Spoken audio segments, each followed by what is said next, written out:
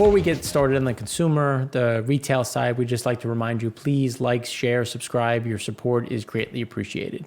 So just looking at, and we're going to break this apart in different ways to try to show what is happening on with the consumer, especially within the U.S. And the first one to really kind of kick off is looking at retail sales in this slowdown that happened in October. So what we're going to look at, what was the slowdown, how much was it versus previous, and here you can see the different backdrop in terms of non-retail, non-store, electronic, appliance, building.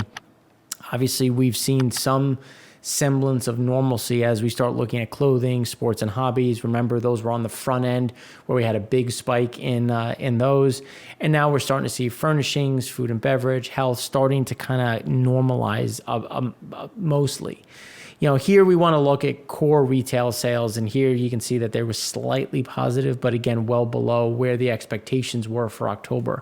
So not only is this did it miss estimates, but the trajectory into November remains depressed, especially as we've had additional things continue to expire when we're looking at the different benefits from unemployment and some of the unique things that the government has done to try to help bridge some of these gaps. Now, this is looking at all of U.S. retail sales, but again, not everything is consistent. So when we look at, this was something that Bloomberg had just put out today.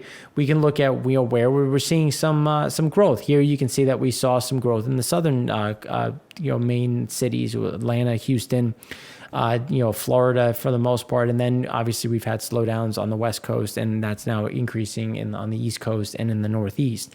So it's just going to be a matter of, can the South really maintain some of their growth while the Northeast and the West Coast see some slowdowns. But again, the problem is the winter weather. So if we look at what happens, if you follow the weather from place to place, when do you go indoors in Houston? When it's 110 degrees outside.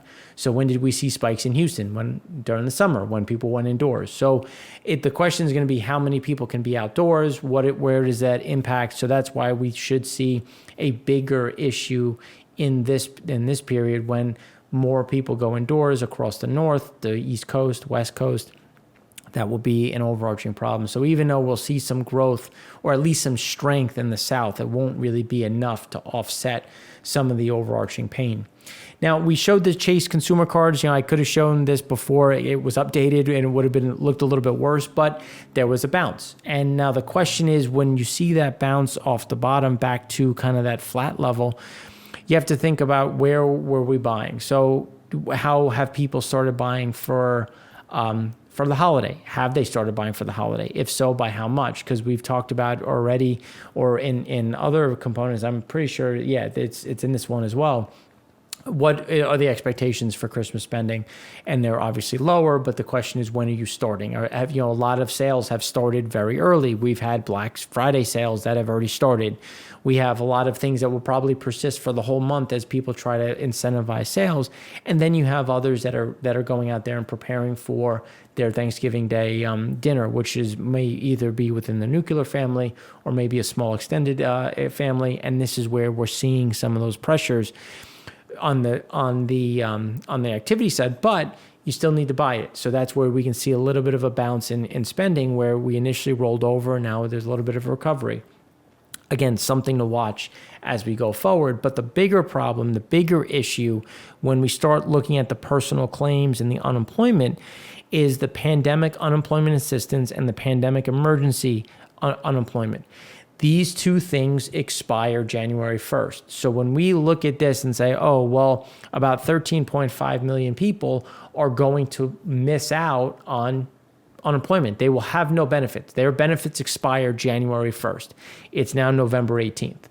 So you can see that they continue to grow. They've been going up anywhere from 75,000 to 150,000 every week as people transition from regular state, federal over to pandemic unemployment assistance, which is going to expire, which will just increase because if you look at the total of let's call it 21 million people, 13.5 million of them are on special assistance that goes away. Again, this is the problem when we're considering what happens overall when some of these benefits go away and how will that adjust spending. And it won't be uniform when we look at it across spending by income, because the high income earners, the middle income, low income, you get an idea of where are they spending by income levels. The problem is low income, you're already living closer to paycheck, so you can't adjust your spending too much. The others continue to squirrel away savings, try to reduce debt. And these are specific issues that we have to consider when we're looking at how is spending going to happen, because the high income side is usually where we see some of the biggest increases, and we're just not seeing that where. And you might say, well, why? Why wouldn't we be seeing that because they have high income? So why wouldn't things be better? But when you think about a high income, what are their expenses? Are their expenses higher? So if your expenses are higher, so yeah, you may make more, but your cost of living is more. So what does that mean for your discretionary income? And if you lose your job, is it easier to find a minimum wage job, or is it easier to find a job that was paying you $350,000?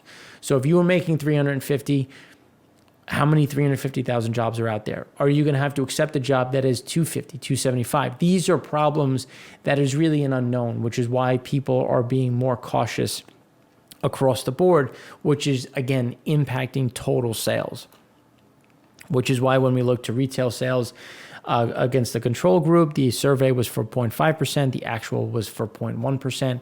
And this comes down to, this is where it's a better gauge of what is happening. And as we continue to talk about, as we said in September, in October, we expected October started strong, finished weak, and now is continuing that weakness through November, which is why we continue to be fearful, or at least concerned for where November data shakes out and what December really looks like, as pressure continues to mount on just general activity within the market.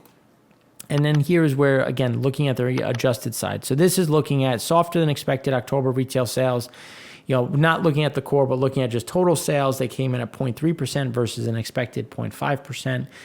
And again, they were revised down the previous month to 1.6%. These are all general issues that continue to be a problem. U.S. comp sales rose 1.7% year over year. Month-to-date sales through November 14th rose 1.4%, but fell 1% year over year, month over month. November sales expected to be 3.8% over the month of the previous year and rise 1.4%. But again, we're really not seeing that so far in November, as month-to-date sales based on Redbook is actually going to be down 1% month over month. So again, November continues to be a problem. Veterans Day promotions helped lift some traffic and sales for the week, which is also factored in. And again, not only Veterans Day sales, but you're also seeing additional sales on Black Friday. Black Friday sales really spanning. Instead of being Black Friday, it's just Black Month, just trying to get some sort of semblance or some transition, or people generating some sort of sales, which again is being which remains the overarching problem as we head through the remainder of the month. Because where are Americans increasing anticipated sales? Like, are Americans increasingly anticipating spending less, spending more, spending the same? So here, 45% are saying that they're going to spend less on gift this year, 41% about the same, and then 14% are spending more. So again, you can see the increase that we've had about 6% of the people saying that they're going to spend less on gifts, and there's no reason why this isn't going to drift higher as concerns continue to edge up. There's just not as much money going around, which is why people are going to try to tighten up and reduce the amount they're going to spend throughout the year. And then when we look at the shifting for a moment to the European area, as we've been talking about already, the Euro area GDP quarter over quarter survey was for 12.7, actual 12.6. Again, this is for quarter over quarter. So again, not much, especially as this doesn't pick up lockdowns, it increased COVID cases. Again, these are things that are looking backwards. So when we project forward and we look at the Eurozone trade balance, the survey was with 22.5, actual was 24. As we've shown with German exports, imports, French industrial production, services, these numbers, again, looking backwards as we project forward, there's going to be additional problems, additional headwinds that are just going to continue to weigh on just general activity, economic strength that is not truly appreciated in the market, or at least factored into some of the data points when we're looking at gasoline demand, oil demand, and then just where the economic growth or the economic growth engine is going to come from as we continue to struggle, as we sputter along through whatever this is going to be as we head into a very cloudy end of Q4 into a murky 2021.